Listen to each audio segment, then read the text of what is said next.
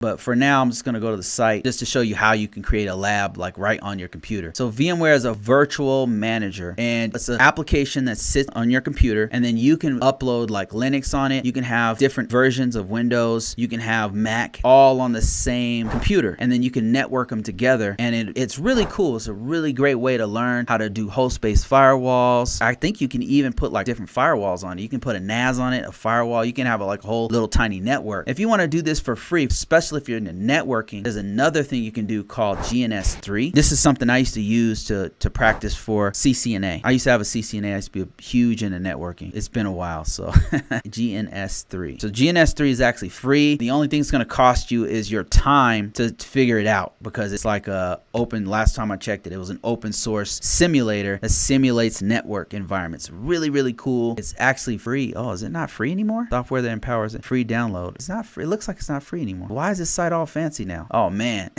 They do this.